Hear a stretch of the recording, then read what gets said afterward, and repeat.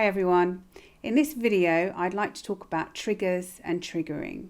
So what are triggers and what is being triggered? Triggers are things in the environment or things inside ourselves that bring up certain defenses, certain mood states. Our brains are biased to danger, so when we've been through a difficult childhood, a dysfunctional childhood with a narcissistic parent, then our brains are triggered by certain things. So they might be triggered by criticism or angry faces or shouting and other similar things which meant that there was going to be trouble in the house. So punishments, silent treatments, narcissistic rages, all those kind of things that go on, power plays in a household where there's a narcissistic parent. This means as a child and then as well as an adult, these triggers are going to trigger defensive states. So let's have a look at an article on my website, which is called Triggers and Triggering, and it's on childrenofnarcissists.org.uk. A child who has lived in a situation of stress and abuse for a prolonged time will usually develop complex post-traumatic stress disorder. This is an elaborate system of defense mechanisms which are triggered by events in the environment which alert the person to possible danger. Much of the time, this can take place without the person having much conscious awareness. Our nervous system uses the animal defenses of flight, fight, freeze, submit, and attach. We will be ready to activate the appropriate one, which is the best one, which keeps us as safe as possible, depending on each situation, in a split second. When fight or flight are activated, the body uses adrenaline to increase the heart rate, our muscles tense up, and we have a surge of energy in preparation for action. The logic part of our brain shuts down so we can act as quickly as possible.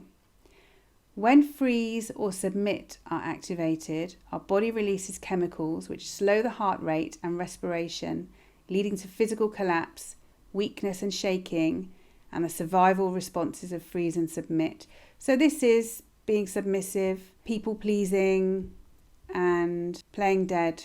Childhood trauma can leave people with a nervous system which is always prepared for danger. They may be hyper-aroused, this is the fight-flight response, and have the symptoms of feeling emotionally overwhelmed, panicky, hypervigilant. They may have a general feeling of not being safe. They may be irritable, and the mind can be racing. There can be feelings of anxiety and nervousness, and there may not be a conscious reason for it. We may think that we're feeling anxious but not know why. When hyper-aroused, this is the freeze and submit response, they have the symptoms of numbness, a lack of energy, a foggy head, shame and disconnectedness. Many things can be triggers to the activation of the nervous system, and these will be unique to each individual.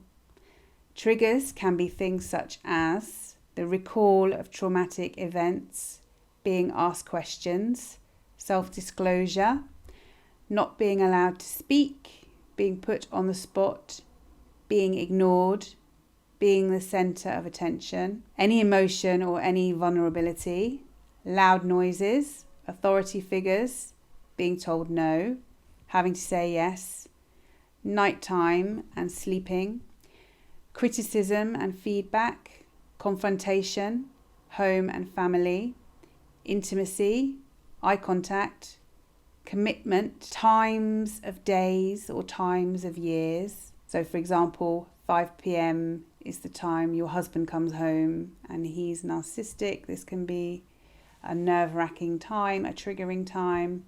Christmas, birthdays, other special occasions can be particularly triggering for people from dysfunctional families, because these can be times where there was a lot of drama and abuse happening. Lots of people from dysfunctional homes can find that neutral faces, sad faces, angry faces, any kind of face that's not smiling, they can find that quite unnerving, unsettling, and this will set off their defense responses. They'll be suspicious and paranoid of this.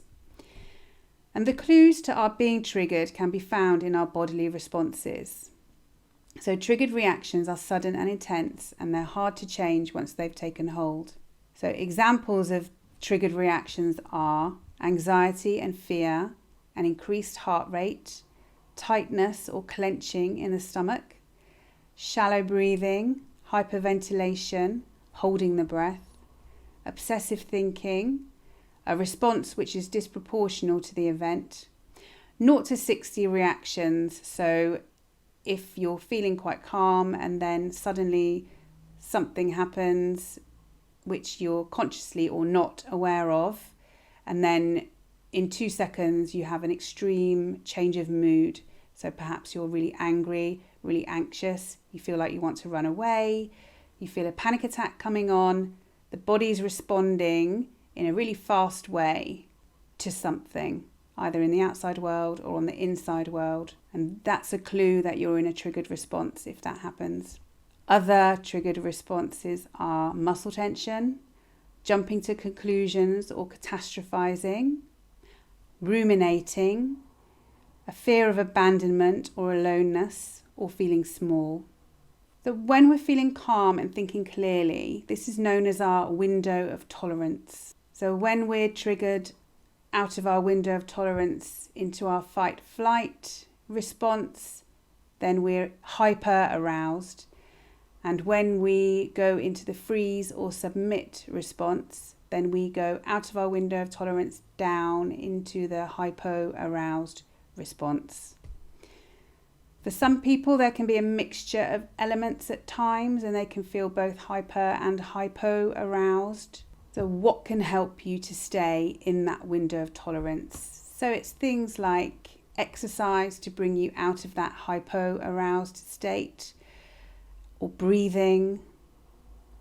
And if you're hyper-aroused, it can be mindfulness, self-awareness, breathing, doing something which relaxes you, if possible.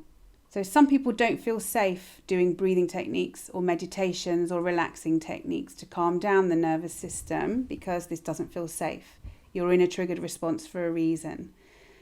So for some people, it can be good to develop an awareness of those triggered responses, and then maybe later when they feel more comfortable to start doing bodily exercises. So muscle relaxation exercises or meditations, breathing techniques, which put us back into our window of tolerance. And our window of tolerance means we can tolerate upsetting, distressing, uncomfortable emotions more readily without being triggered into a defense response. Practicing mindfulness, self-awareness, and grounding techniques can help with overcoming triggers and calming the nervous system down.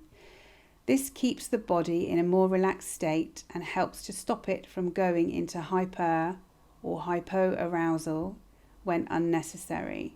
If we're in a situation where we see a neutral face, for example, of someone we don't know, and this triggers a response in us, then this is a time when we're unnecessarily triggered. We're unnecessarily feeling hyper or hypo-aroused. So here we can use breathing techniques, mental exercises such as counting backwards or thinking of 5 movies that begin with the letter B, or doing something physical like pushing our feet into the floor or clenching our fists. There are many different types of grounding techniques, and it's good to pick ones that work for you because everybody's different and different things work for different people.